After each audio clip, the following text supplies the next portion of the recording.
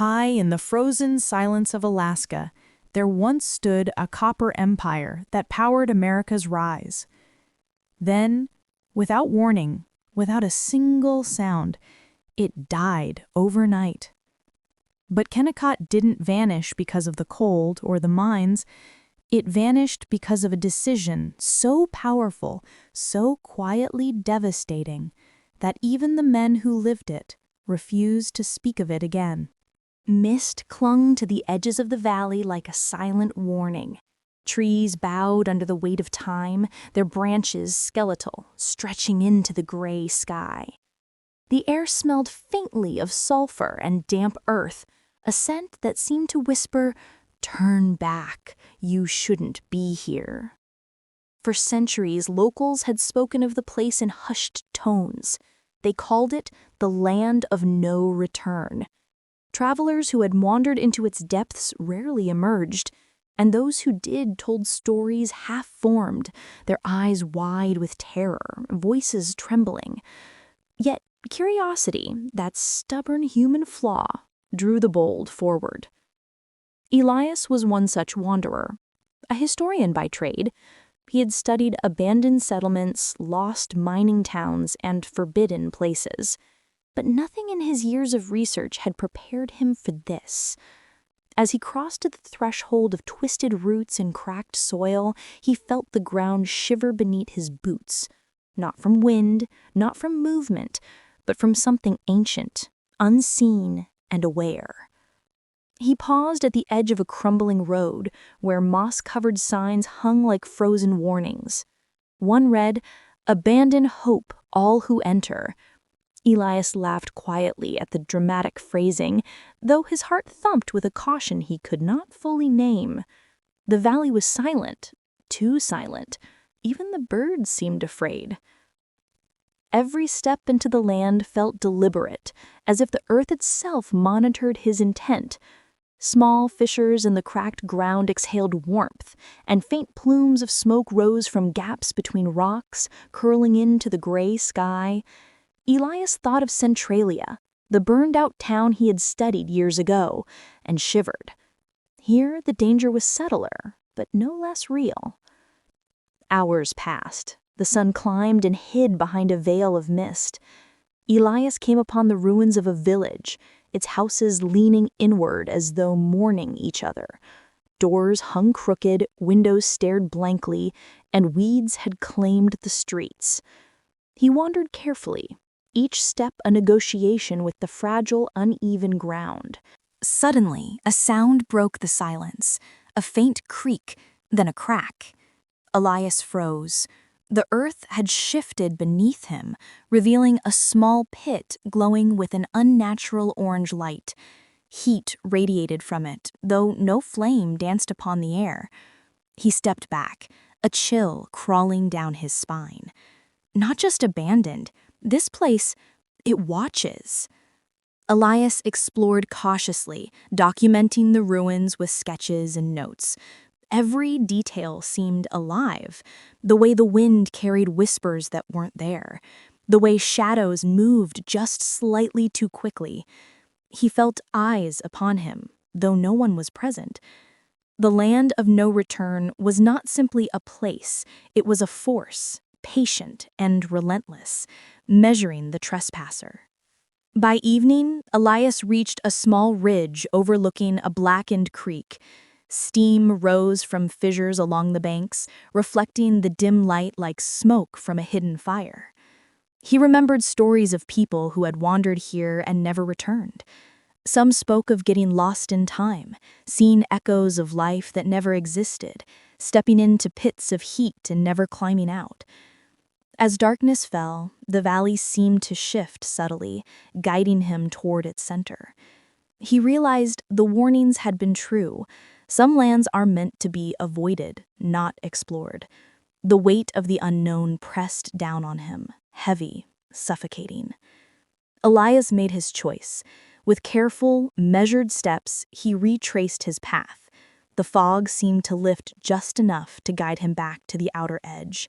Heart pounding, he glanced over his shoulder once. The village, the pits, the faint orange glow, Everything appeared unchanged, patient, eternal. The land of no return had not claimed him yet. When he finally emerged, the sun broke free from the clouds, warming his face. Elias carried with him more than notes and sketches.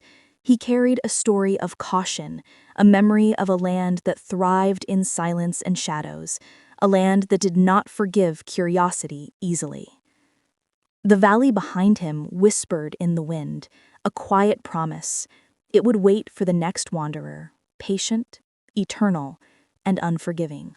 In the shadow of jagged mountains and windswept plains lay a town that, by all logic, should never have survived.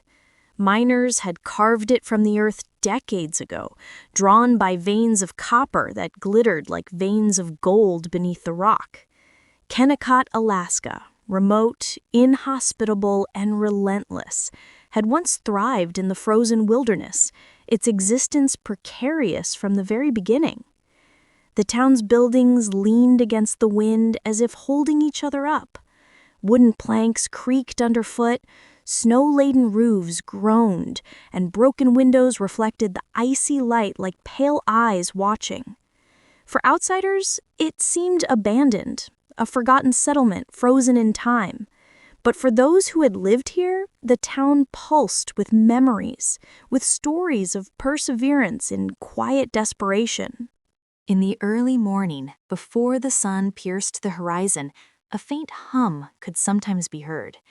Steam rose from chimneys long empty, curling into the cold air as if the past itself refused to rest. Equipment, left in haste when the mines closed, lay scattered in the snow, rusting trucks, abandoned rails, and crates marked with faded letters. Each object whispered of lives lived in the grip of extreme isolation. The residents, or rather the few who had lingered, knew every hazard of their home. Permafrost shifted beneath foundations. Ice could crack the strongest beams. Avalanches threatened silently. And yet, life persisted. Families carved routines from the inhospitable landscape, checking boilers, inspecting tunnels, and listening to the groan of frozen metal.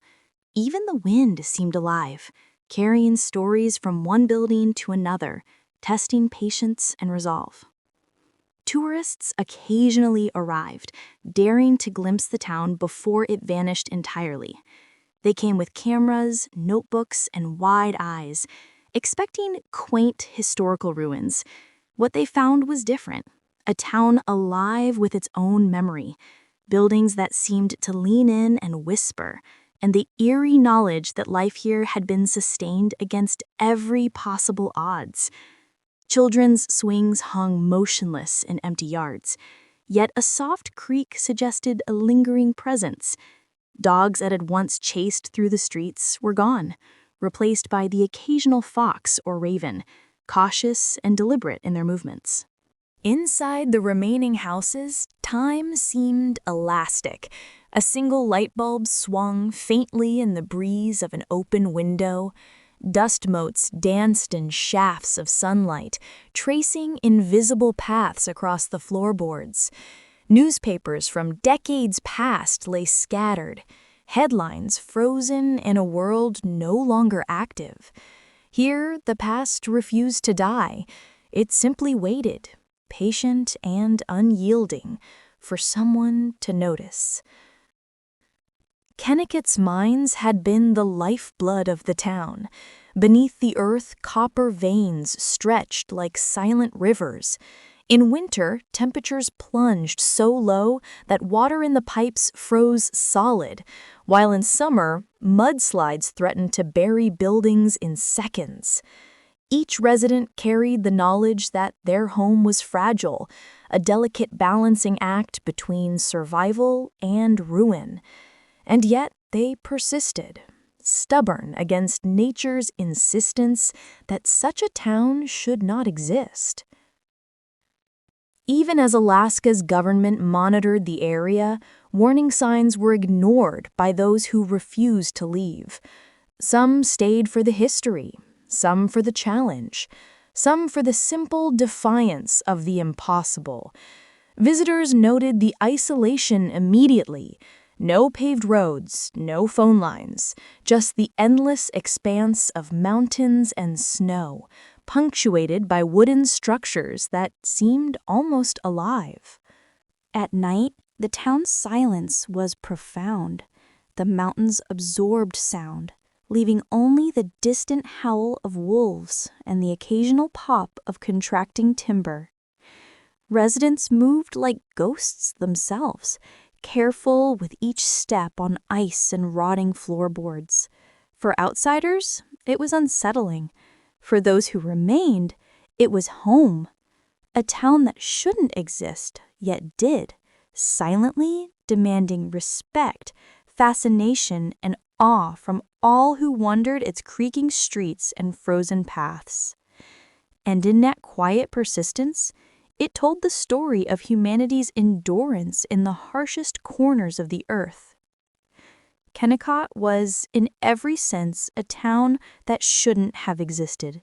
Yet it did, silently demanding respect, fascination, and awe from all who wandered its creaking streets and frozen paths.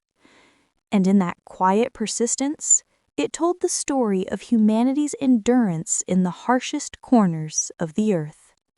Join us for the next story. Please like and subscribe to stay with us.